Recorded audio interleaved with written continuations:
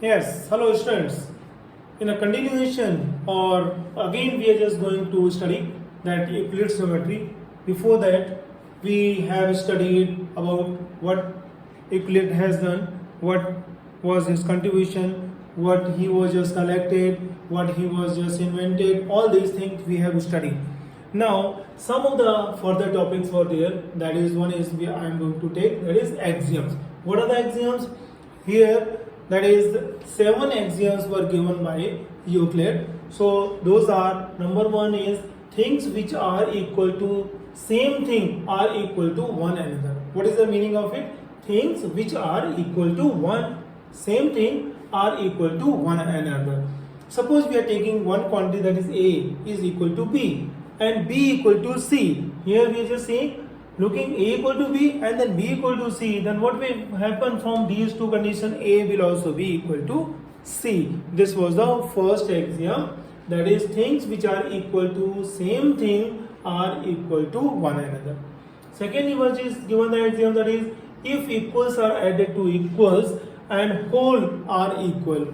A equal to B, same example I am taking, A equal to B. If you are adding same quantity to A and the same quantity to B, both will also be equal. Means you are adding equal to equals. A equal to B is given and you are adding C to both of them. So then A plus C, that will also be equal to B plus C. This was the second axiom of Euclid. Then third axiom was if equals are subtracted. Here we have, what we have done? We are just added and now we are just subtracting same thing. That is equals are subtracted from the equals. So A equal to B, it is given both are the quantities are equal. From here we are just subtracting same quantity from the both. So C we have subtracted, then A minus C will also be equal to B minus C. Then fourth axiom was things which coincide with one another are equal to one another. What is the meaning of this coincide? Coincide means just overlapping it. Suppose you are just taking 1 rupee coin or 2 rupee coin of the same year, manufacturing of the same year. If they are manufactured in the same year, you just take those coins. If you are just keeping one on another, you will just see from the top, if you look at them, you can see only one coin. It means others, they are just overlapping it. So that is called as the overlapping. Another is if you just draw a circle of radius 5 centimeter, another also from a circle of 5 centimeter, cut that piece on a cardboard and then you both the cardboards you just join it. So what you will say? You just say they are just exactly overlapping. So this is the meaning of the things which coincide with one another are equal to one another. Then fifth postulate was the whole is greater than a part. Obviously, the bigger piece, suppose if you are taking a pizza you are taking and it is just in a shape of this circle. Now you are just taking a part of it. So this part. So what happens if you are just comparing this part to the whole? It means whole is complete part is greater than the part.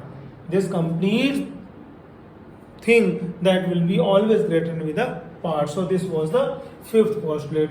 And sixth postulate was equals.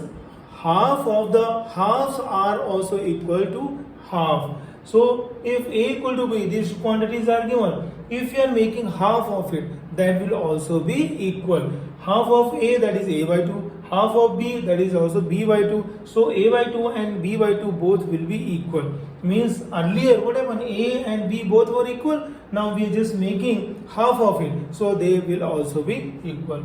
Now the seventh postulate was that this seventh axiom was there. Postulates are only 5.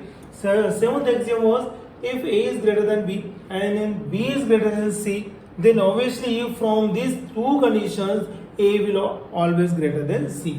A will be greater than C. This is the condition from the very first axiom, that was A equal to B, B equal to C. Then from these two, A is equal to C. Similarly, we can just compare it. A is greater than B and B is greater than C. Then A is greater than C. So this is all about the axioms. If you need, I'll just explain it. What was the first axiom? That was the things which are equal to same things are equal to one another. condition I just given you.